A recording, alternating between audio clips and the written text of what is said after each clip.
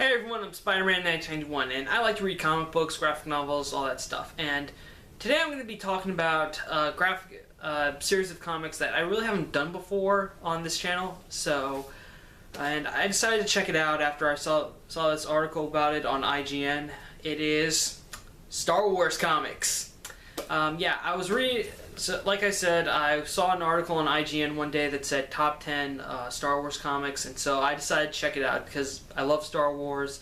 I'm a big fan of the original movies. And I'm excited for Episode 7. So I was a little curious about what kind of comic books they recommend because Star Wars, it's one of the biggest. I think it's one of the biggest franchises in the world. There's action figures, video games, a lot of comics and novels, so I decided, let's see what kind of comics they recommend. And one of the things that I saw that interested me was a series called Shadows of the Empire.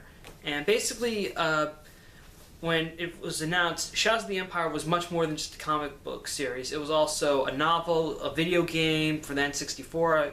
It had its own soundtrack, its own line of action figures. It was basically a mini-series that would kind of bridge the gap between what happened at the end of Episode 5 and the beginning of Episode 6. And that's what this is. And so I looked it up where I could get like a trade or something, and the best result was this Star Wars Omnibus published by Dark Horse, which collects basically the Shadows of the Empire series, then another mini-series called Mara Jade by the Emperor's Hand, and a sequel to Shadows of the Empire called Shadows of the Empire Revolution. Okay, so basically, Shadows of the Empire, it takes place between episodes 5 and 6. It introduces us to a new character, Prince Zizor, who's the leader of this criminal organization, Black Sun, that tries to play a role in both.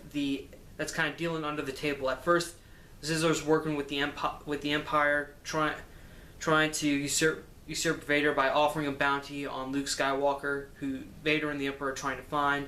And also he works with the Rebellion, and also he's trying to work with the Rebellion by negotiating some deals with Princess Leia. Luke is starting to, and also in this story arc, Luke is really starting to master the Force in this. In the beginning, Luke's back on Tatooine. Well, actually, after leaving the ship where he got his new mechanical hand, Luke is seen building his first lightsaber, his next lightsaber, the green one from Return of the Jedi, and he builds it up. Then he's attacked by a bunch of bounty hunters, and eventually he teams up with Dash Rendar to help avoid all of Zizor's attacks. And then later Luke is called back into action. Later Luke finds Lando, and they end up going to Black Sun, so they can Black Sun's headquarters, so they can try to rescue Leia and Chewie. And the whole time though, Leia's making a deal with Black Sun because she mainly wants to find Han Solo. That's the whole point of Shadows of the Empire, to tell us how our main characters found Han Solo in Jabba's palace. So that's mainly why Leia went to Black Sun. And also, we see some of the story is focused on Boba Fett, who in this story proves why he's the best bounty hunter, because obviously Jabba was offering a lot of money for Han Solo, so Boba's got to protect his cargo and get to Jabba so he can get his money. So yeah, the main series of this, Shadows of the Empire, was really great. I loved it. I think it's a perfect series that did bridge the gap between 5 and 6. It answers the questions: how did Luke was able to build his first lightsaber? When did he start using the Force more? Also, where did Leia get her bounty hunter disguise? I don't know if that was a big deal. And also it fleshed out Boba Fett too, because really you get a lot more Boba Fett in the expanded universe than in the movies, to be honest. And Shadows of the Empire was really amazing. I would say that Star Wars fans of the original trilogy should definitely check it out. And like I said, I think your best option for finding a collected edition is the Star Wars Shadows of the Empire Omnibus, which I've seen a lot of omnibuses, and this is probably the thinnest in terms of omnibus books.